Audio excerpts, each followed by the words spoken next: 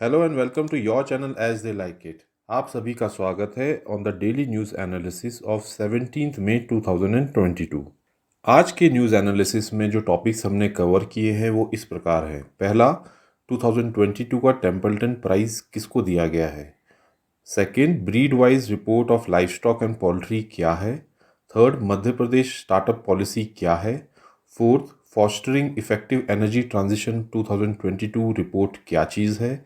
Fifth, check Republic ने replace किया है रशिया को यूएनएचआरसी में, ये क्या न्यूज़ है। सेवेंथ, ई अधिंगम स्कीम क्या है। नेक्स्ट, डॉक्टर राधाकांत शुक्ला कौन है and open general export licence क्या होता है।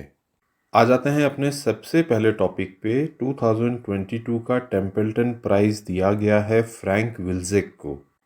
फ्रैंक विल्जेक एक थ्योरेटिकल फिजिसिस्ट हैं जिनको कि पहले नोबेल प्राइज़ भी मिल चुका है। ये ऑथर और प्रोफेसर है एरिज़ोना स्टेट यूनिवर्सिटी में। फ्रैंक विल्जेक सिक्स्थ ऐसे इंसान हैं जिनको कि नोबेल प्राइज़ भी मिला है और टेम्पल्टन प्राइज़ भी मिला है। अब क्वेश्चन उठता है कि आखिर फ्रैंक विल्जेक को नोबेल प्राइज़ कब मिला था। फ्रैंक विल्जेक को 2004 में नोबेल प्राइज़ मिला था for physics along with David Politzer and David Cross, और ये नोबेल प्राइज़ उनको दिया गया था for discovering asymptomatic freedom in the strong interaction theory. आइए जानते हैं कि आखिर टेम्पल्टन प्राइज़ होता क्या है। टेम्पल्टन प्राइज़ एनुअली दिया जाता है उन लोगों को जिनकी मेरिटोरियस अचीवमेंट्स एडवांस करती हैं vision of sir John Templeton.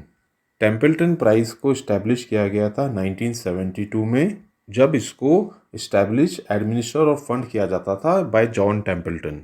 Currently ये प्राइज़ को फंडेड है by the John Templeton foundation, Templeton world charity foundation and Templeton religion trust, और इस प्राइज़ को एट द मोमेंट एडमिनिस्टर किया जाता है बाय जॉन टेम्पल्टन फाउंडेशन। यहाँ पे ये बात भी जान लेना ज़रूरी हो जाता है कि टेम्पल्टन प्राइज़ इनिशियली दिया जाता था उन लोगों को जो वर्क कर रहे हैं in the area of religion, but 1980s में इसके फील्ड को एक्सपेंड करके उन लोगों को भी इंक्लूड किया गया जो वर्क करते हैं in the field of interaction of religion and science. First recipient of Templeton prize was Mother Teresa, जिनको ये दिया गया था इन 1973। आ जाते हैं अपने नेक्स्ट टॉपिक पर, which is breed wise report of livestock and poultry.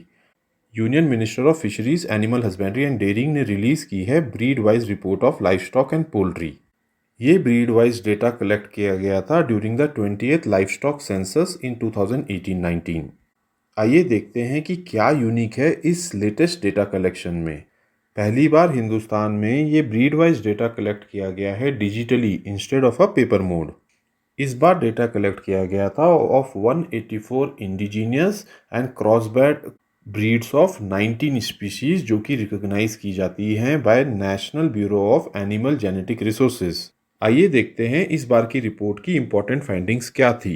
Report बताती है कि बफेलोज जो हैं उनके केस में मुर्राह ब्रीड की हाईएस्ट शेयर है और ये पाई जाती है यूपी और राजस्थान में।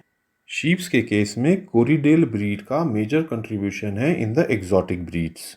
गोट्स में 28 इंडिजीनियस ब्रीड्स हैं जिसमें ब्लैक बंगाल ब्रीड जो है उसका हाईएस्ट कंट्रीब्यूशन है। पिग्स के केस में क्रॉसब्रेड पिग का हाईएस्ट शेयर है, वहीं हॉर्स एंड पोनीज में मारवाड़ी ब्रीड का मेजर शेयर है। डोंकीज में स्पीटी ब्रीड का मेजर शेयर है। कैमल्स में बीकानेरी ब्रीड का मेजर शेयर है। वहीं पोल्ट्री की बात करें तो देसी फाउल एंड असील ब्रीड का मेजर शेयर है। आइए देखते हैं कि रिपोर्ट क्या कहती है regarding the cattle population. Report कहती है इंडिजीनियस और नॉन आइडेंटिफाइड कैटल की परसेंटेज शेयर है 73.5% और बाकी शेयर है एक्सोटिक एंड क्रॉसब्रेड कैटल्स का। According to report, in terms of absolute number, Gir cattle breed का हाईएस्ट पॉपुलेशन है ऑफ 68.57 लैक्स, और रिपोर्ट ये भी बताती है कि 20th लाइफ स्टॉक सेंसस के हिसाब से 36.04% जो है वो टोटल लाइफ स्टॉक पॉपुलेशन का बिलोंग करता है कैटल कैटेगरी में। नेक्स्ट टॉपिक पे आ जाते हैं, which is startup policy of Madhya Pradesh. प्रधानमंत्री मोदी ने मध्य प्रदेश स्टार्टअप कॉन्क्लेव में लॉन्च की है मध्य प्रदेश स्टार्टअप पॉलिसी। यहाँ पे आपको ये भी बता दें कि रिसेंटली दिल्ली ने भी अपनी स्टार्टअप पॉलिसी लॉन्च की थी। Next topic is fostering effective energy transition 2022 report. ये एक स्पेशल एडिशन रिपोर्ट है ऑन ग्लोबल एनर्जी ट्रांजिशन जो कि रिलीज की गई है by World Economic Forum in collaboration with Accenture. इस रिपोर्ट में कहा गया है कि एक अर्जेंट एक्शन रिक्वायर्ड है by both public and private sectors to ensure resilient energy transition. Next important news item है रिगार्डिंग चेक Republic has replaced Russia in United Nation Human Right council. जैसा कि आपको हमने पहले भी बताया था कि रिसेंटली रशिया को यूएन ह्यूमन राइट काउंसिल से सस्पेंड कर दिया गया था। अब यूनाइटेड नेशन जनरल असेंबली ने सीक्रेट बैलेट वोटिंग से इलेक्ट किया है चेक रिपब्लिक को, जिसने रिप्लेस किया है रशिया को। टोटल 157 कंट्रीज ने फेवर किया है चेक रिपब्लिक को और 23 एब्स्टेशनेशंस भी रही हैं। वहीं चेक रिपब्लिक जो है अब यूएनएचआरसी की सीट को होल्ड करेगा टिल 31 दिसंबर 2023। यहाँ पे ये भी जान ले कि रशिया को सस्पेंड कर दिया गया था from UN human Right council on account of human right violations in Ukraine. अब क्वेश्चन ये उठता है कि क्या रशिया पार्टिसिपेट कर सकता है यूएनएचआरसी के सेशंस में? तो आंसर इज येस। हालांकि रशिया को सस्पेंड कर दिया गया है यूएनएचआरसी से, but it can participate in UNHRC sessions क्योंकि इसके पास है ऑब्जर्वर स्टेटस।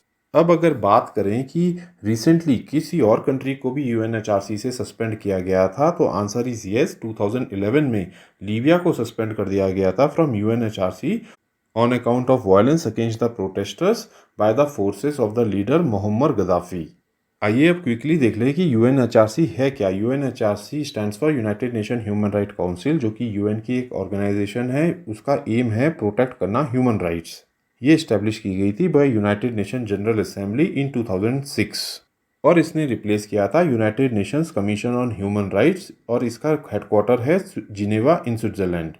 जहाँ तक इसकी मेंबरशिप की बात करें तो एट प्रेजेंट यूएनएचआरसी में 47 मेंबर्स हैं जिनको इलेक्ट किया जाता है फॉर अ 3-ईयर टर्म और इसमें जो सीट्स हैं वो रीजनल ग्रुपिंग बेसिस पे डिवाइड की गई हैं। वहीं कोई भी कंट्री जो है यूएनएचआरसी की सीट को 2 कंसेक्यूटिव टर्म से ज़्यादा होल्ड नहीं कर सकती है। आ जाते हैं अपने नेक्स्ट टॉपिक पे।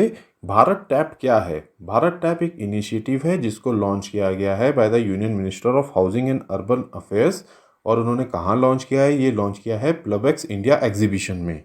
जानते हैं भारत टैप इनिशिएटिव का एम क्या है। भारत टैप इनिशिएटिव का एम है प्रोवाइड कराना low flow fixers and sanitary wares at a mass scale, ताकि वाटर कंजम्पशन जो है उसको रिड्यूस किया जा सके एट द सोर्स और इससे हेल्प होगी कंट्री के वाटर कंजर्वेशन एफर्ट्स में और सस्टेनेबल ग्रोथ में। आइए जानते हैं प्लबक्स इंडिया एग्जीबिशन होती क्या है। ये इंडिया की बिगेस्ट स्टैंडअलोन एग्जीबिशन है on plumbing, water and sanitation products and service. ये एग्जीबिशन कंडक्ट की जाती है under the aegis of Atal Mission for Rejuvenation and Transformation Amrut 2.0 and Swachh Bharat mission 2.0। आ जाते हैं अपने नेक्स्ट टॉपिक पे। ई अधिगम स्कीम क्या है? हरियाणा स्टेट गवर्नमेंट ने लॉन्च की है ई अधिगम स्कीम, जिसमें लगभग 3 लाख स्टूडेंट्स को दिए जाएंगे टैबलेट कंप्यूटर्स ताकि वो ऑनलाइन एजुकेशन कर सकें। E Adhigam stands for adaptive digital Haryana initiative of government with adaptive module. Adhigam scheme launch की गई है by chief minister Manohar Lal Khattar at MDU university Rohtak, Haryana. Next topic है डॉक्टर रमाकांत शुक्ला कौन है?